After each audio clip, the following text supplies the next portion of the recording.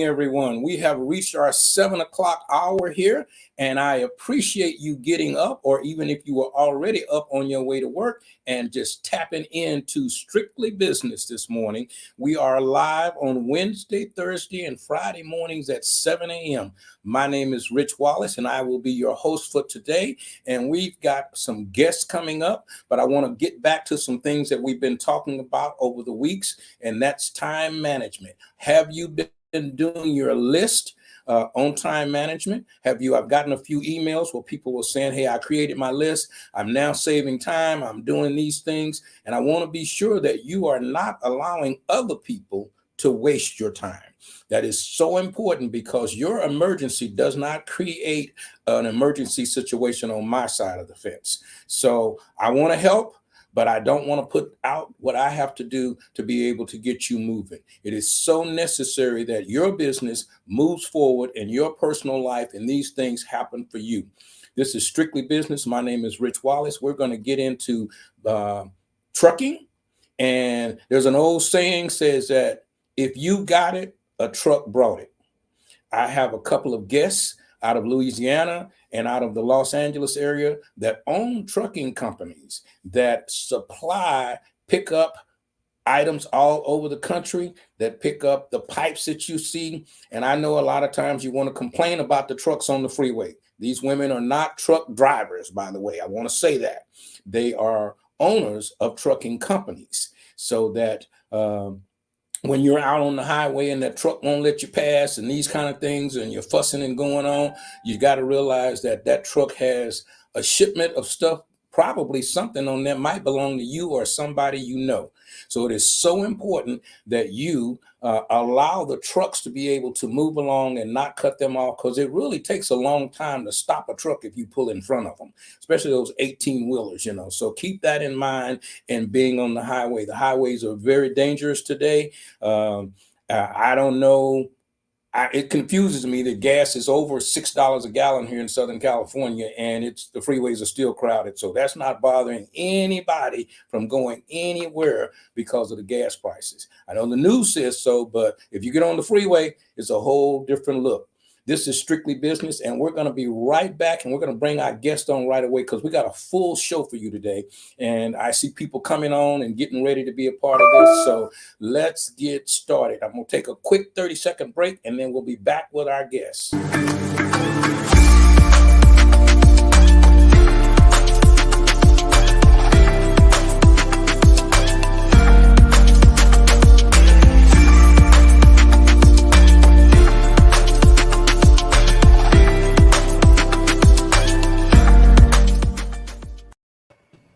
And here we are, live and in person. I want to introduce to California. I don't want to, because I'm in California, I don't want to make them first because we're down the street from each other. But I want to introduce Miss Bianca Velvecchi from Velvecchi Enterprise, and she has a trucking company, construction, in the city of Glendora. Where? In the city of Glendora, California. Glendora. Right outside of LA County. Right outside of Los Angeles. So she is still in LA County, hadn't made it over to the Inland Empire yet. And I'm trying to drag her that way, because I keep saying I got some space out here, but she's not making a move. And I also want to introduce Miss Tamika Willis. Correct. Yeah. Okay. And Miss Tamika is in the Louisiana area, and these ladies own a trucking company. So I am going to start with Miss Bianca and let her tell us about her company, what she does, and then we're going to be asking some questions later on, and then Tamika will come about and tell us about her company and what she does, and how these amazing women are running companies that are traditionally set up for men. How is that happening, Miss Bianca? Thank you so much for having me, Rich Wallace. It is a pleasure to be here with Tamika was. I started Velvecchi Enterprises in 2006, and 2 years later was one of the biggest, economy downfall that in the United States in 2008. So it was very challenging, but I wanted to find something that I love to do and something that brought value to my community and help bring jobs to the local people here. So we're a 3PL, third party logistics trucking company, which means we use other people, other drivers, owner operators. So we could tell someone like within 2 hours, I can pick up a freight, full truckload, flatbed, van, anywhere in the United States. And that's not only because that we have like a lot of partners around the United States that are owner operators, and we're able to pick up and deliver the freight on time, especially right now with gas prices. And Tamika knows there's a shortage of drivers, but I think like the experience that we had when the time was good helped us to keep the company going now with all the issues that the logistics industry is occurring. Okay. Tamika, how does your company work? Okay, so thank you guys again for having me. I am the owner of TDS Trucking Training and Technology. We've been in business for 3 years. We started in 2019. Started out in the box truck industry, delivering for Amazon, and now we've actually gotten into the infrastructure sector of it with the bridges and the roadways. So we're now in a dump truck area doing those types of work. So basically what we do is we run for Amazon. Everybody's kind of familiar with that scene, and delivering to all the post offices. So anybody that's ever bought anything from Amazon, we definitely delivered it to you guys. So I love what I do. And with that one, we kind of, being that there's a big shortage, as Bianca said, a lot of people approach me about doing the CDL classes. So now we're in the process of opening a CDL school. We're doing the apprenticeship program through the White House and also through Louisiana Workforce. So we have a lot of exciting things coming up. As you know, as far as with the gas prices and stuff, that has been a big challenge, especially for a smaller trucking company, and with the gas prices, because the brokers and everybody, they still want to keep the same as far as delivering it, but the gas prices is not saying so. So that was kind of challenging for us as a small company to try to keep up with the inflation and everything that was going on. But kind of excited about really getting into the infrastructure side and really getting into what the men call the men jobs, right? So with the dump trucks and really the 18 wheelers. So it's exciting and kind of scary too to be a woman in this industry, but I'm up for all the challenges. Tamika, since you brought it up, what are the challenges you have with men in the industry besides saying, "Hey, what's your phone number"? What kind of situations do you run into that men, when because they don't expect to be talking to you, first of all. So are you having challenges because you are a woman in that industry? Yes. Well, a lot of times when I go to ask questions about the industry, and it's like, where your husband at? Why are you dealing with this? Why, you know what I'm saying? Like, why are you wearing your pretty little head about this? And I'm like, because this is what I want to do. Oh, you just don't, this is too much of a headache, And so instead of like really giving me the information, is more of, are you married, or different things like that. So it's very challenging because a lot of times men really don't take us women serious when it comes down to the trucking industry, but yet we've dominated so many divisions of it. So, I mean, that's kind of like my take on it. We women dominate a lot of these things, but we really don't get the credit for it because of, it's a men-driven industry. Now, you're in the South, so I'm going to come back to you and ask you about some Southern action, because you have a little bit different from dealing with different races because you are in the South. But I want to ask Bianca, what challenges do you have dealing with men in that industry? Do they ask you where your husband is and where you at? Well, how you doing? Can you call me later? Well, I mean, we're 16 years old. We started in 2006. So, as a woman going into a new company and starting it, sometimes you're a little nervous, and when we walk in the room, sometimes they want to know where the coffee is, are you the secretary, or when is the people actually coming? When's the president coming? I remember when my first year in business, um, I went to an event and they're like, oh, go speak to this person. They're an expert in trucking. They're the ones you want to be mentored.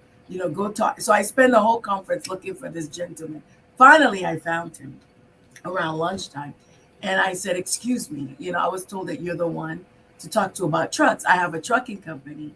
And he goes, hey, sweetie, what do you know about trucks? You don't know anything about trucks. So I said, well, what would you like to know? Flatbeds, high sides, super sides, 10 wheelers. Would you like to know the hourly rate? Or would you like to know the truck rate or the tonnage rate? And then, after he knew right away that I knew what I was talking about, I knew the language and the lingo.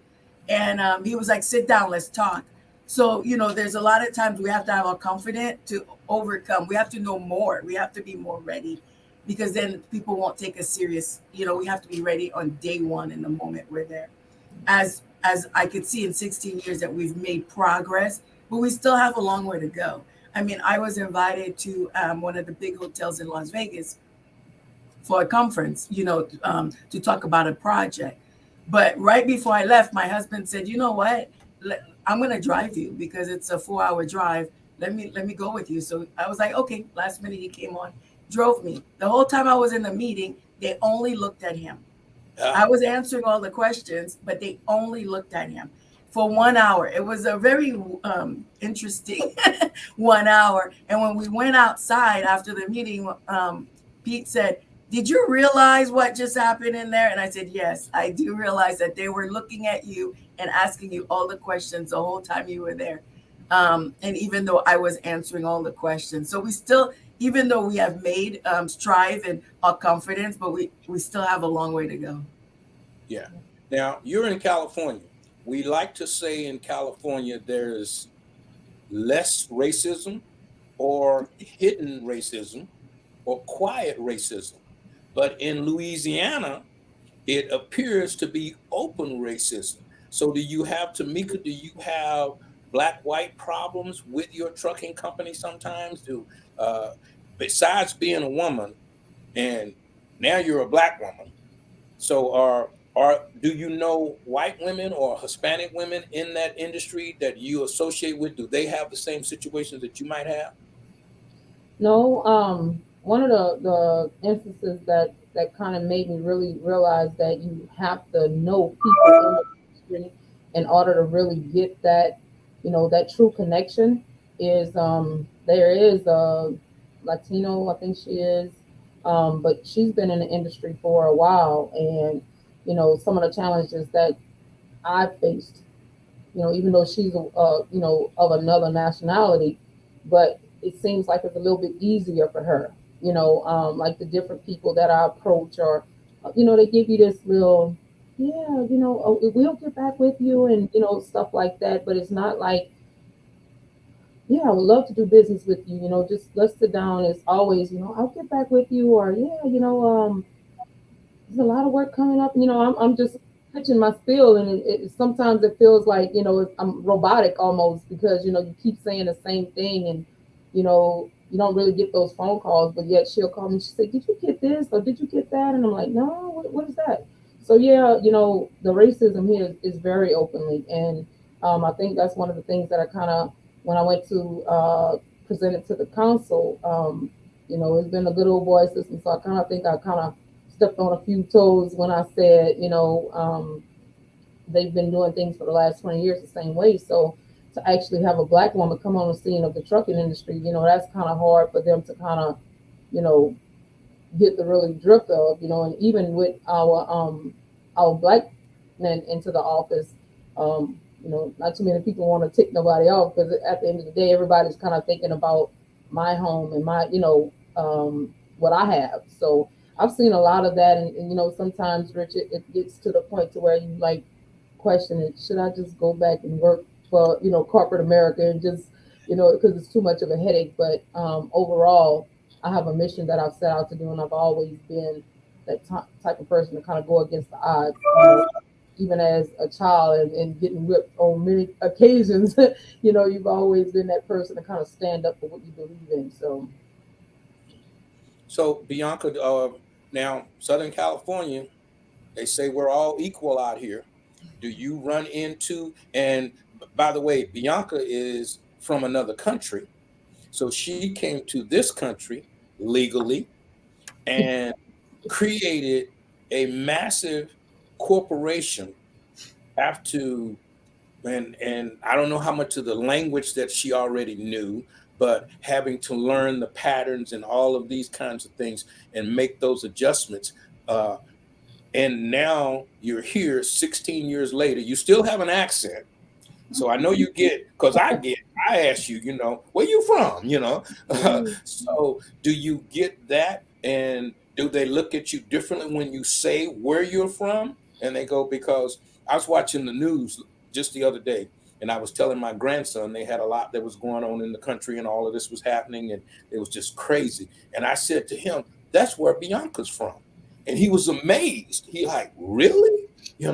Miss Bianca is from there. I says, and not only is she from there, she dealt with some of that growing up. So now, 16 years later, Black woman in business, are you having, questions come to you about, and like you say, you introduced how much you know.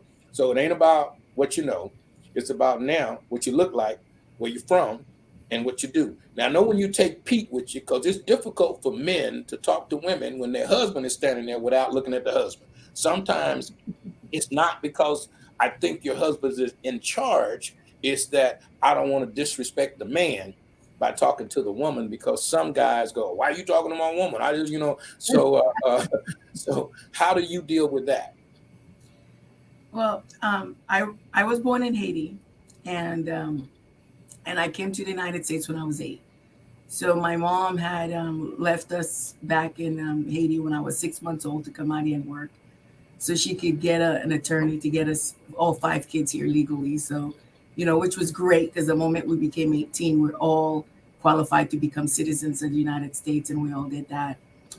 It's great, but I do believe that my experience, being born in another country, coming here, having to learn the language, having to learn the culture, I think it helped me to adopt in the business world, because all my life I've been adopting, growing up in New York, and for college coming out here to California, adopting a totally different culture, a different environment. I think it helps me to feel like I belong. Like, there's a lot of places that I've been for the first time, meeting new people. But I think having the experience of having to make a lot of changes and learning new things made it a lot easier for me. It also helped me to like walk in a room with my head up, and I walk into a room, they don't have to wonder if I'm a secretary. They will know that I'm management. It's the way I walk in. And all of that, I believe, has a lot to do with my upbringing, and the confidence that my mom, and in our country, it's not your parents, the community raised you.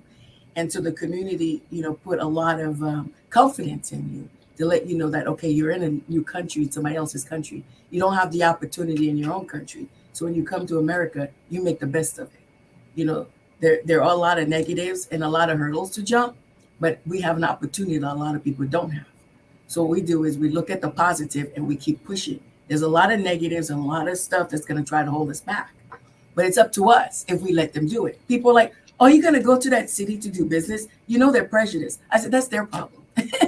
That's not mine. I'm not going to let somebody else's problem hold me back. They will have to run and try to get me. I'm not going to give them that opportunity.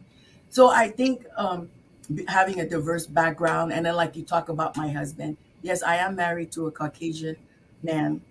We've been married for 22 years and have 2 wonderful kids.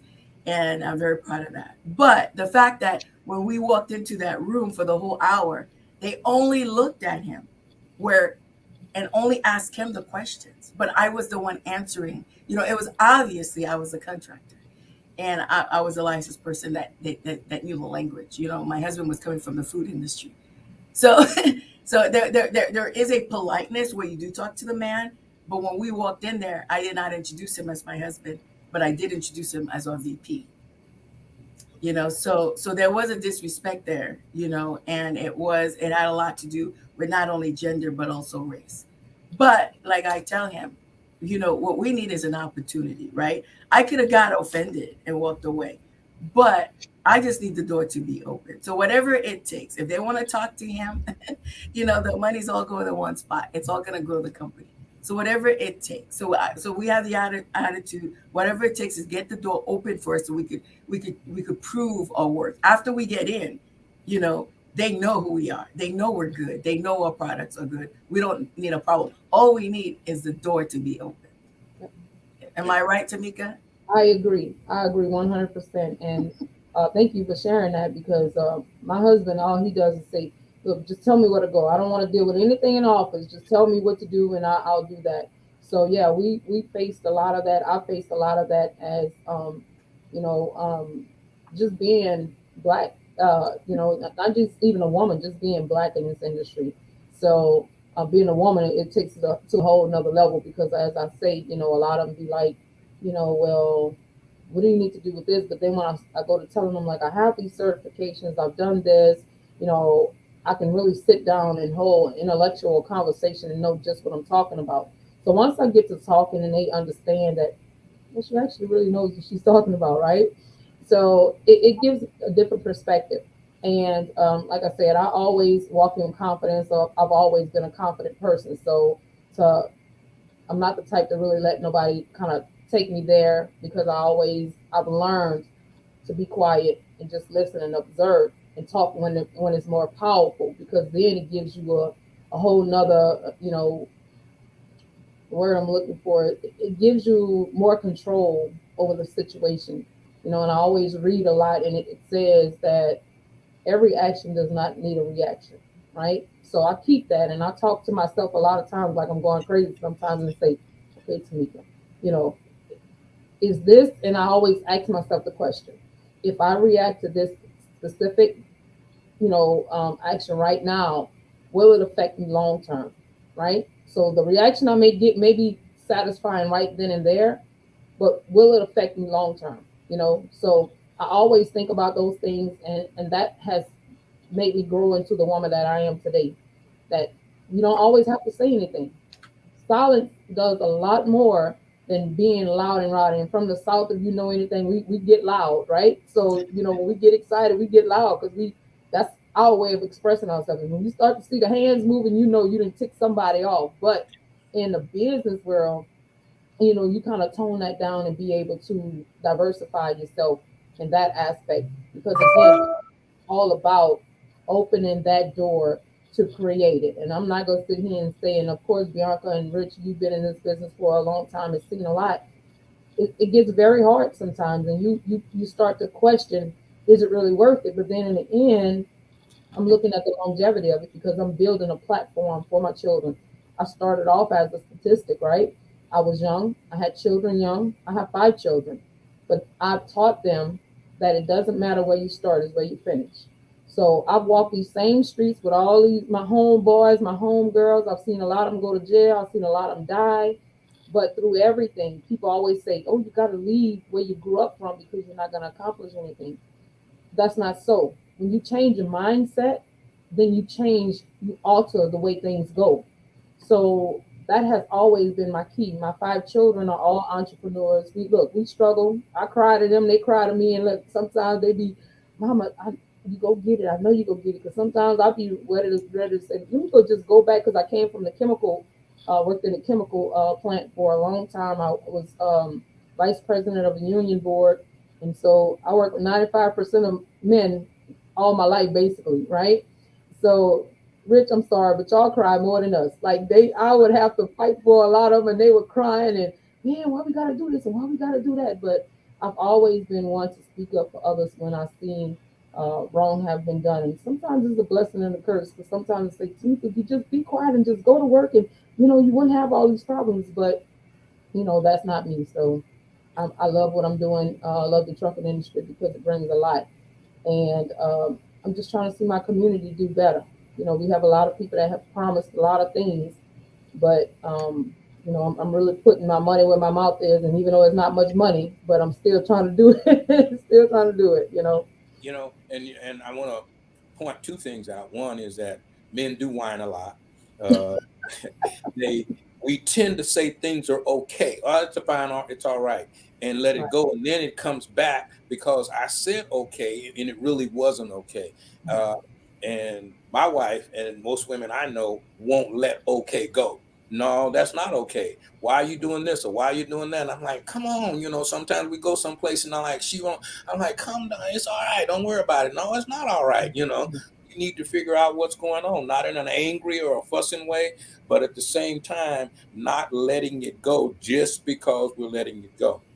But I wanna take a minute and brag because I brag on children like they're mine. Bianca has a daughter, Monique, and she had a full ride at Harvard University. So Wow, I congratulations. celebrated like she was mine. I talk about her like she's one of my kids. So that's an exciting thing when we see young people from from getting these opportunities and taking the high school experience and all of the things that they're dealing with as a young person, as a teenager, and the parents holding them down and getting them into because we already know what they're going to be faced with. And to get a full ride at Harvard University, and I'm gonna hold up, there's probably 5 Black people there, I don't know, but I'm sure she's faced with some challenges and some things at that school. My son went to Howard. I had 2 went to Howard, and they were faced with challenges, leaving home and being at a university and that kind of thing. So I take my hat off to parents, especially women that not only had to nurse the kids and put a band-aid on them, but also pushing them back out there. So that's a fabulous thing, and I'm proud of both of you for that. But I want to ask about contracts. When you are putting in a bid, do you bid on a lot of government contracts or do they give you the opportunity to bid on them? And I know here in California with Caltrans and some of the other things, some of these contracts are so big that I sit on a committee where we've been talking about unbundling them. And I work with some different insurance companies trying to get people bonded and this kind of thing. So are you having situations, and I'll start with Bianca, with bidding on high-end contracts, or do you just look at, say, I can do this and it's in my range, or you just bid on the easy ones, or do you go for the gusto? Well, since COVID and with the economy being so uncertain, we try to bid with as much as we can. A lot, like you said, a lot of the government work is just huge. They're just too big. So they're in like 25 million and up, and usually the trucking part is just a small portion of it. And usually the government does not buy the trucking part. They will like buy the person who's going to build it, and then that person would maybe pick the trucking company that they're going to use, or the person who's going to build it gives a subcontractor to the concrete company, and the concrete company is the one that needs it. So sometimes it's a second tier, sometimes it's a third tier before you get involved. So a lot of government contracts are not direct. What I've noticed a lot is that there's a lot of laws also changing. I don't know about Louisiana, but in about 20 years ago, when they were trying to make it equal, there was a lot of laws that minority firms would get maybe a 5%. There was a lot of things to open doors for us. What I have noticed is that some of those doors are being closed. Where we're saying that, oh yeah, it's getting better for women owned.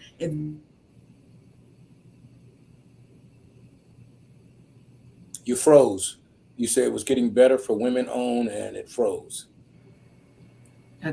So for instance, in California, we used to have these trucking contracts where it would be, and the great things is when you're having a trucking contract is to have a service trucking contract where the contract is a year or more, and that way you could count on that residual income. But for instance, like the truck driver, the minority truck drivers, they used to use a lot of brokers. Now they say in order for the state to count the trucking, they have to own the trucks. So there's very few minority and DBE firms that could own trucking companies that can go nationwide. Because if you own 10, 20, 30 trucks that can actually go nationwide, you are no longer considered DBE. So you're out of that market. So it's been a challenge because there's a lot of lobbyists that are going and doing legislation because they have the money, the funding, and the backing. And a lot of the opportunities that were put out for the minority, brown, and black contractors are now being taken away because of the restrictions. So we have to keep in mind that it's not always getting better, because it's a lot of times as more and more of us start our own businesses, starts growing, the old boys club is now worried that, oh no, they take 10% of our, let's try to make some laws to make it harder for them. So we have to, keep talking to our public officials and be careful who we're voting for, because we have to make sure that they're in line with not only our family values, but also our business values. So in Louisiana, are government contracts different? Or are you bidding on those, or are they big as well? How's that work in the state there? Well, I agree with Bianca again. It's been challenging, Rich, because a lot of the money that they say are for us, you don't get access to it because, a lot of the times, they say we have to have skin in the game. How many of us have 20, 30, 40,000 just sitting, right, to be able to put up? That's the whole reason that we're going to you in the first place, to ask for the money to get started. And when we do, like my challenge has been, they kept saying, oh, well, maybe you need to wait a little bit, or maybe you need to do this, oh, your project is too big. So then you need to go and you need to revise it. But if I'm putting this plan together and I'm telling you that this is going to work like this, but then you telling me in order for me to get that money, I have to go revise it. And then when I hit these stumps that I knew I would hit, now you're saying, well, we gave you this, we gave you that.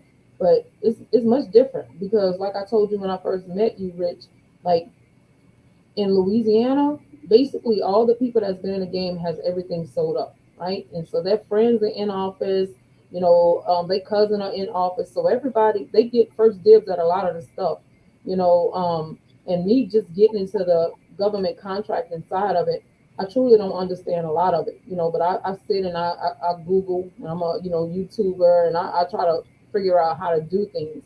But it's been very challenging. And like I said, I've put all my work into this business, my 401k that I work for and different things like that.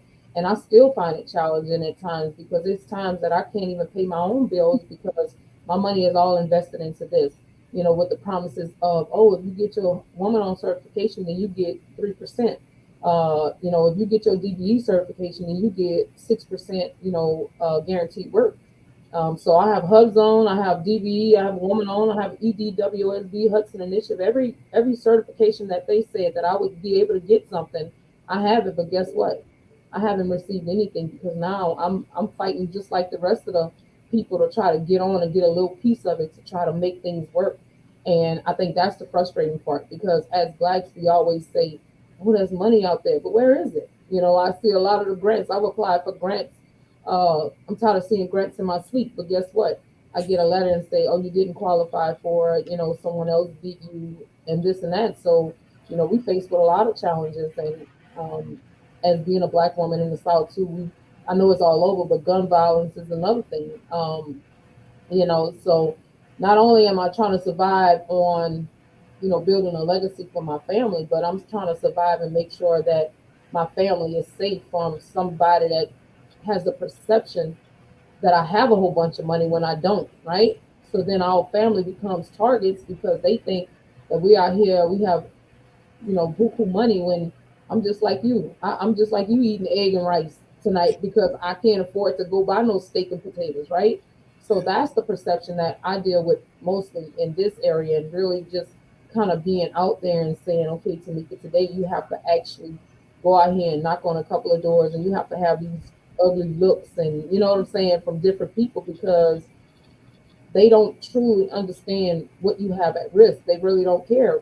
Rich, Bianca, you know that a lot of times nobody cares about what you have going on. If your mortgage is late, if your bills are late, and even with the employees, they don't care. As long as I get my check every Friday, I don't care what you're dealing with on the other side. So that's the flip side of really being an entrepreneur, being a Black woman in this industry, and just living.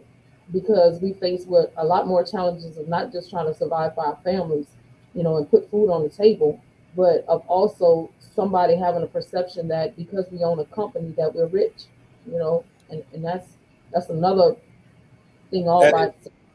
that is such a strange thing that happens. I used to own restaurants across this country in Dallas and Fort Worth area, and people always thought I had money. You Mm. know, I'm borrowing from Peter to pay Paul to keep open. At 5 restaurants, the rent was $5,000 a piece per month on each one of them. I had to spend close to $4,500 a week to buy food. You know, so I couldn't afford to give it away. So I'm spending close to 30, $40,000 every week just to keep my stores open. Over 100 employees, and I would get angry when they standing around doing nothing, you know. And I'm like, okay, you know what? You need to do something. You know, Right. take some biscuits out of the oven or something. You know, you need to be busy because I'm spending a lot of money, and a lot of employees don't understand that even if you're paying them 15, $20 an hour, which now is like crazy for an employer, uh, but I know you need to eat and all of that kind of stuff, but the minimum wage is going up, but the contracts are not going up. So I want to lean into certifications. You mentioned certifications. Bianca's certified up, down, 8A, CBA, this and that. All of those are on her card, you know, all of these different certifications. And I go to Caltrans and Metrolink and all of these meetings, and constantly what they're talking about is not giving contracts, but getting more people certified.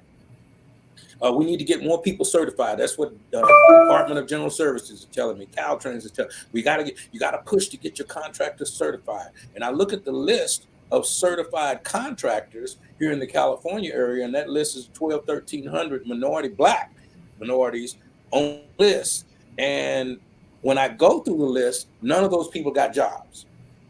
None of those people that are on that list. But then when I look at the payout of what Caltrans, for example, how many black contractors got this and how many got that, we're at less than 3% of the $1 billion a day that Caltrans spends, and less than 3% of the $1 billion a day that Caltrans spends on highways and freeways.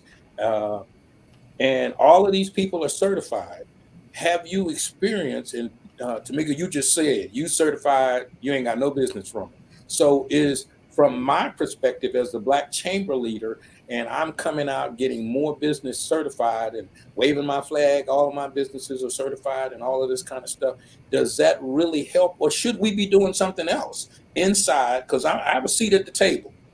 And when I'm sitting at the table with the state and federal organizations, we're fighting about getting more people certified and not getting more people jobs. So what should be the fight for organizations that are speaking for on your behalf, Bianca? Well, I think I think it seems like the culture in corporate America right now is, instead of giving the minority, brown and black small businesses an opportunity, they want to train you. They're spending millions and millions sending you to this university for training. We're tired of being trained. Let us learn on the job like everyone else. We got our education, we got our degree, we got our licenses. We just want an opportunity. It's like, enough, you spend that, use that money that you're spending to train us into developing more opportunities. But I do believe in certification. I have had, in the past 16 years, a lot of success. I was certified as an 8A with the federal government for 9 years, and that was extremely successful. It allowed me to work with the Air Force, Homeland Security, a lot of the military and government agencies that I wouldn't, and it allowed me to build my company, build my bonding capacity, and in that way we could go out and bid on larger jobs. That was extremely successful. A lot of the corporate America today, like the utility companies and some of the big companies, they have 33% or more of their spend and diverse company, and they go after it every year, and they make a huge effort. And a lot of our business, millions of dollars every year, is from being certified. And that opens a door for us. I always tell people, some people say, well, it's just too much trouble. They'll fill out all the paperwork. It is a lot of trouble, but it also tells people that you're certified by a third agency, that you're a legitimate company, and you could get the state, there's private ones, but in the city and metro, all the certifications are letting other people more comfortable with you. If they've never seen us before, they don't know us, but we're certified, we're in the state website, we're legitimate. So it legitimizes you. So now it opens the door. You have to come in, and then you have to prove yourself so you can stay in the house. So I do believe in certification. It's actually helped us grow our business a lot. And I do believe in that, but I think that it should be like a little bit easier, because as a new company, they want you to have 12 certifications off the bat, and each of them is about 20 pages of documents that they want. And it's a lot when you're working all day and trying to grow your company. So it'd be great if there was more like a streamline, like, okay, if you certify with this one, all these other people will accept it. Some states are doing that already, but it is a hardship on a person. And then the worst part is, every time you go and you're marketing to a company, the first thing they tell you is, go register my database. We can't talk to you until you're registered. If you go to a convention and you meet 15 people, they're all telling you the same thing: go register in my database. That could take you hours and hours of valuable time, just to get all that information in. And most of the time they don't call you. We all know it's relationship. Business is based on relationship. Right. So when you are sitting at these meetings, so those are the things that, the pains that the small businesses have, Rich, that you could, talk about, is, making it easier and opportunity. Let us show you what we could do by giving us an opportunity. Okay. So Bianca, for Tamika, she's been certified, but she says she's not getting any business from it. What was the window from the time you got, let's say, 8A certified, or the certifications? What was a window that you start actually picking up business? Was it a month, 2 months, a year that you were How long did it take them to accept the fact that you were certified and start giving you a call? Was that right away, or how long? Well, 3 months. My first federal contract came 3 months after I was certified. But it took me 8 months to get certified. It was a very difficult process. So from the beginning, I went running. I needed, like you say, everybody knows me. I made it a point to go to every conference that I could, every trade show, every thing in my area that I could go to, I went. I needed to know who they are, what they did. I need to know where to be and how to be. So it was hard, because like I said, I had 2 children that probably didn't see me for a couple of years. But and when it came to the military, learning how to do business with the Army was totally different than learning how to do business with the Air Force. You can't speak the same language, or they'll say, no, that we're not the Air Force, we're the Army here. So learning the language, being trained, understanding what they did with the utility companies. I wanted to do business with some of the utility companies. I found out which certification organization they supported. And then I went to every single event that I could. And that's how I built the relationship with a lot of my customers now. Most of them have been my customers for over 10 years. But it's just being in the right place and putting myself out there. Okay. Now, and I know that because you and I travel. We've gone to DC and other places. So we've been out there at these expos and business shows and all of this kinds of things. So, and that was the door in. A good friend of mine that passed away, Mr. Aubrey Stone, would always say, half the job was showing up. So if you're networking, and I know sometimes just 5 people there, but that one person in that 5 group is the person you need to see. So getting to go to network and to conferences and these kinds of things are extremely important in connecting, because what happens is they put a face with a name. The name is already kind of strange, Velvecchi, so okay. All right, the construction company is named that. I see your sign, but now I see you. So I know when I was out networking, and I have chamber cards and my TV network cards, and I would, if it was a construction or something to do in that industry, I would leave those cards and I'd take my Velvecchi Enterprise cards with me, and I would pass them out. Yeah, I'm an agent over here, and I can do this and I can that. Well, we've got her cell phone number. We don't need you. Okay, are you doing? And then I would go back and say, are you doing business with us? Well, not right now, but we know her. So if we get ready, we can just pick up the phone and call her. Well, okay, I'm going to be coming back and forth. So if you miss a call or you don't get a call back, give me a holler out and I can reach her and that kind of thing. So they know of Bianca. I know the name of the company is Velvecchi Enterprise, but that's Bianca. So so that tells me that you've already been in the room with Caltrans and Metrolink and Southern California Edison and the gas company and all of these different firms and kinds of things. And one of the things that I do know that Bianca does is when she even has private parties or sessions, you invite the gas company and the utility companies out to be a part of what you're doing there so they can see the family atmosphere. So Tamika, are you networking outside of Louisiana or just going to conferences there? No, I actually just have been doing Louisiana, like I said, and listening to that now, it makes me more aware of that. I just basically put myself like phone calls and like I did you, Rich, just kind of reaching out like that. But um, it's just like I said, just opening up those doors, and that's why I want to connect with people like Bianca and yourself, because when you learn from people that have done it before you, and really that mentorship is more personal. And like Bianca said, the training, yeah, is good because but we need the money to be able to get to that, Rich. I'm honestly, I want to go out into California and different places, but without having that money to get that plane ticket to get on that, on It's there, if I can't put the rest on, it's kind of hard. And when you say what you can do for us as, sitting on the board, we have to understand that our white counterparts, they woman owned certified as well, but they have the money and the means and the equipment to be able to bid on these contracts. So that makes it even harder for me as a woman owned certified, because guess what? They got the money to back them up with those contracts. So of course it's easier for them to get, right?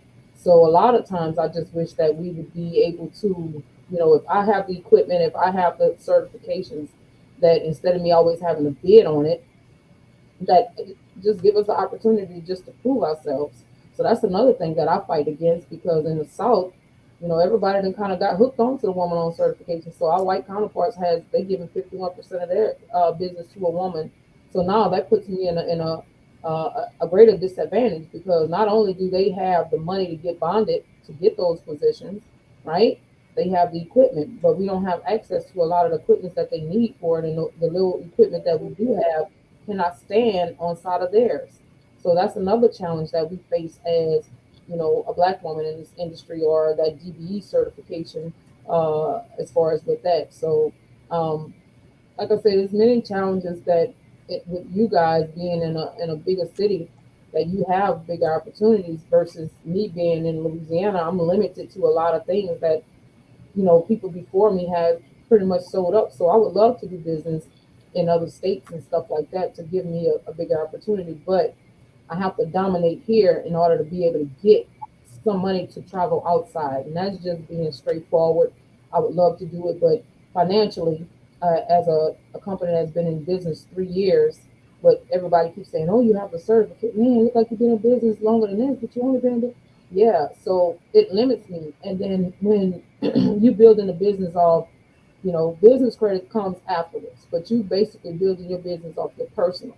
So I have maxed out credit cards. My debt to income ratio is high because I done took out personal loans to invest into this. So when it comes down to these woman-owned loans or these places, and they say, "Well, man, your credit score is just not there," because why? I've taken my debt to income ratio is way over the average, right?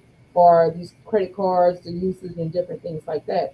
So I'm a realistic. I look at the whole picture and I understand that. But how can we actually get into the game and fight if we have so many odds stacked against us before we even get a chance to do so?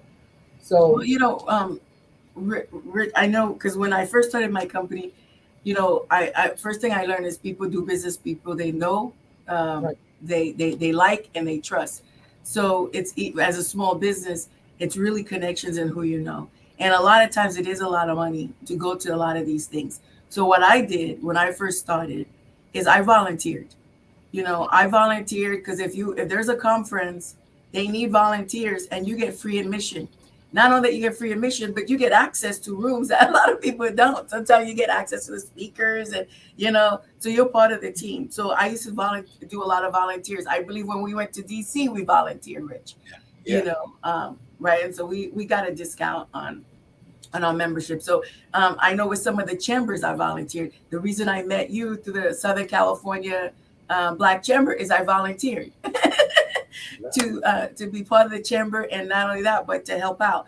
So a lot of times I volunteer, and that gets me in the room at very minimal or no charge, and gives me access to a lot of people that I want to talk to. So that's another way of getting in the room, getting to know people without having to spend a lot of money. And a lot of times it's a lot of fun volunteering. I mean, I've had my whole office volunteer. If I hear, oh, we're having an event and we don't have enough people, I'm like, how many do you need? How many can I bring over? right. So and then I joined the local chamber, my local chamber. And then after 4 years, they asked me to be a member of the chamber. So then my community now knew me because now I was a board member of the chamber. So there's a lot of things that we can do as business owners.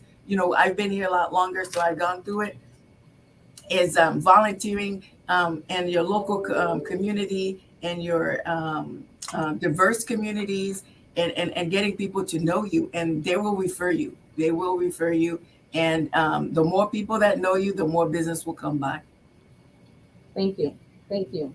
And you know that I think this is what makes it for me more personal, because when I meet genuine people and being able to network and look, I'm a sponge. I love corrective criticism. I love to see if you could tell me, oh, well, you're not doing that right. Just kind of do this differently. And and so I take that, and even though I don't have all the answers, a lot of people come to me. I love a lot of other small businesses, and they sit there and it was like, okay, so everybody calls me meat. So how you do this? How would you do this?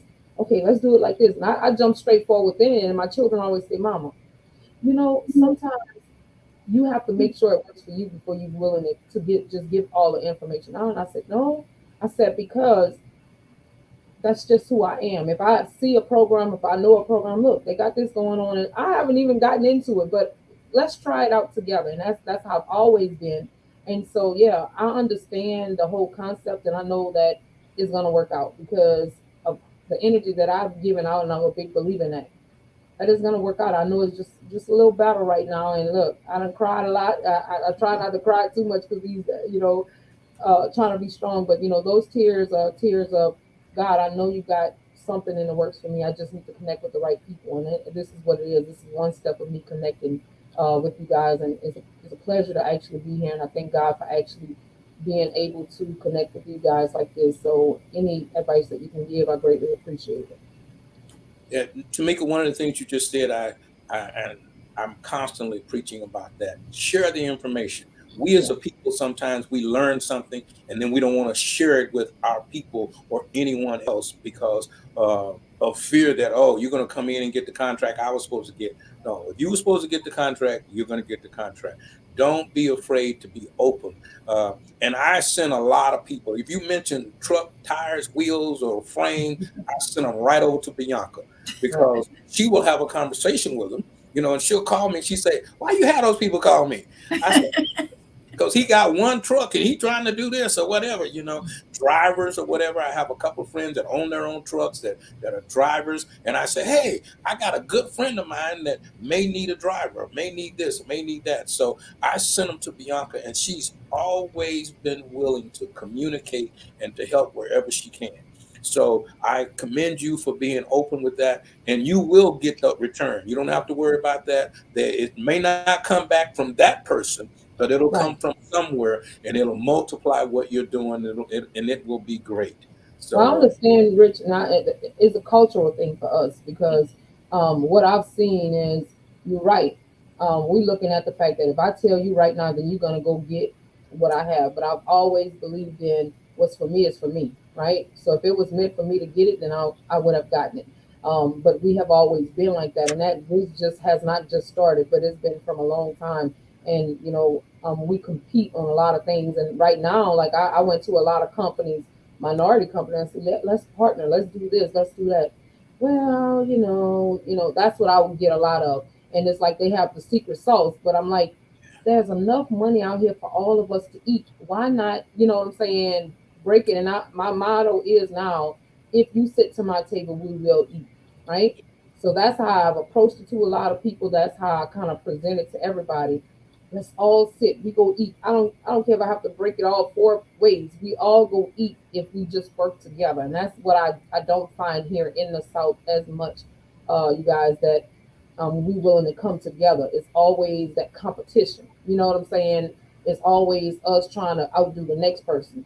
So like I said, I just kind of take it like that, and I'm always willing to share it. And even though I don't have all the answers, I say, well, look, I don't know, but I'm gonna call somebody and see, or you know what I'm saying. We'll figure it out together. So, figure it out. that's some of the things that I really, really do here. And I'm here in this office, the first one here, the last one to leave. And look, $0 coming in, but I believe, and I walk in faith, and I said, this is gonna be booming. I got all this overhead on me, and I'm praying. I'm like, God, I'm gonna pay the bills this month. I'm gonna pay this. How I'm gonna do this month.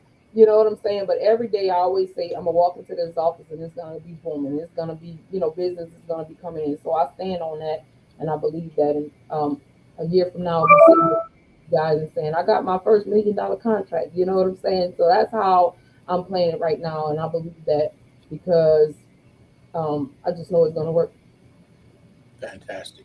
Well, we're getting ready to wrap up here. I did want to ask some questions about the Port of Long Beach, but we don't have time right now. But I do want to give you guys an opportunity to have one last word as we get ready to sign off here. So, Bianca, I'm going to go to you. And is there something that you would want to say? I know I've been listening to the news, and they say the trucking industry is booming right now because the ports are backed up and they got a bunch of stuff. And I talked to some independent truckers that own their own trucks, and they say they don't want to go to the Port of Long Beach. They don't want to have nothing to do with that out there because it's a madhouse and so on and so on. Have you experienced that as well?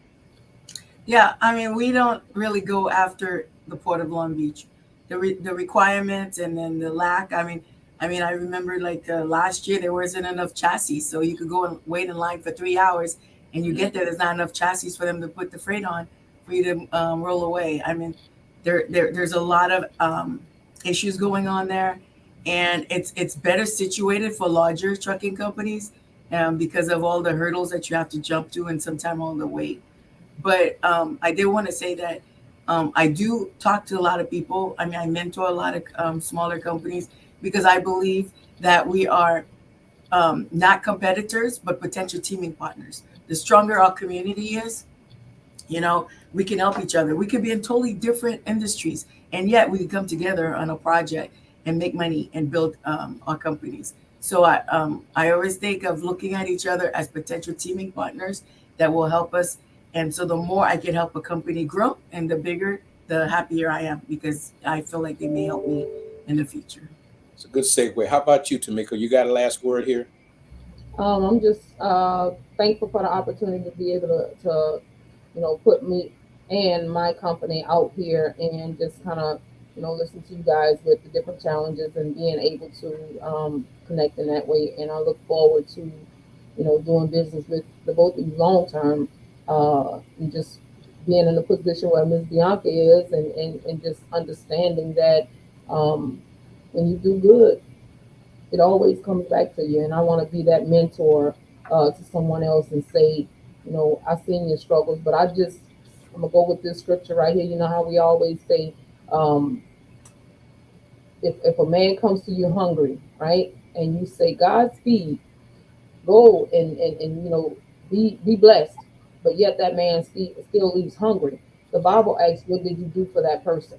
Absolutely nothing, right? So to be a mentor and actually get someone to come to me, I want to be able to give them the keys to say, sit and eat and go away, and then we can help more people like that. So thankful for the opportunity and look forward to the future.